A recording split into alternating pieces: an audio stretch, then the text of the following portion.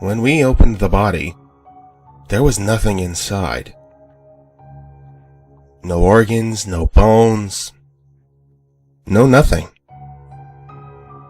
We were hard-pressed to even explain how his skin retained its shape, instead of collapsing like an empty glove. We called the feds on that one. Way above our pay grade, we decided.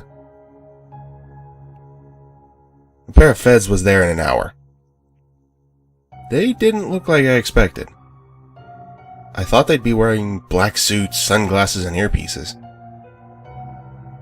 Instead, they were dressed in white lab coats and scrubs. It's our job to blend in with the environment, the first fed said. Can you show us to the body?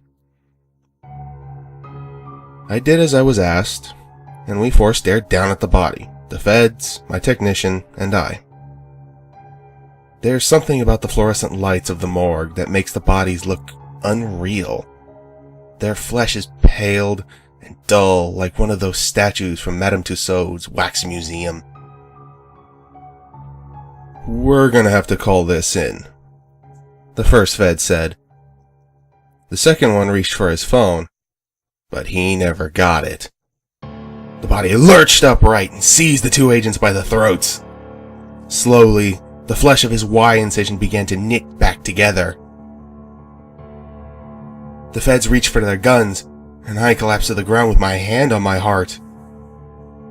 The gunshots tore through the hollow flesh suit, but the creature continued to squeeze. The agents' faces turned red and then purple, their eyes bulging and shot with blood. For a moment, I thought that they were going to pop right off, but I didn't stay to find out. As soon as I got my wits about me, I bolted, smashing through the metal double doors and racing up the stairs to the first floor. My heart was pounding hard in my chest, racing to catch up with my breath, but my mind was focused on one thought only. Get as far away from this place as you can. I hoped my morgue technician had gotten out too, but I didn't turn around to look. I jumped in my car and with shaking hands thrust the key in the ignition.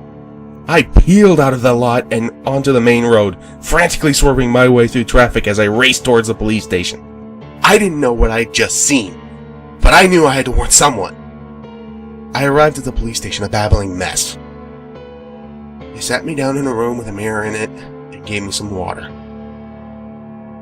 They told me to calm down, and there were murmurs behind my back about putting me in the psych ward for an overnight stay. As soon as I heard that, I knew I had to leave.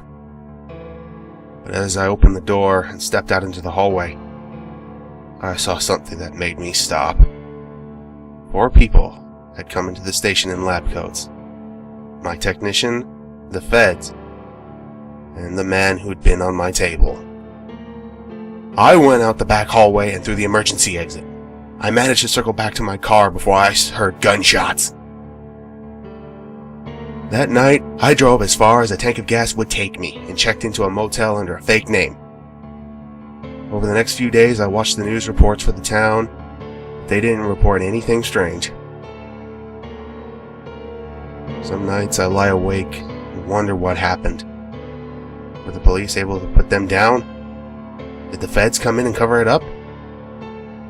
Or is there a small town in the American Midwest that's full of hollow people, just waiting for the chance to tear somebody open and hollow them out? I'm not sure I want to find out.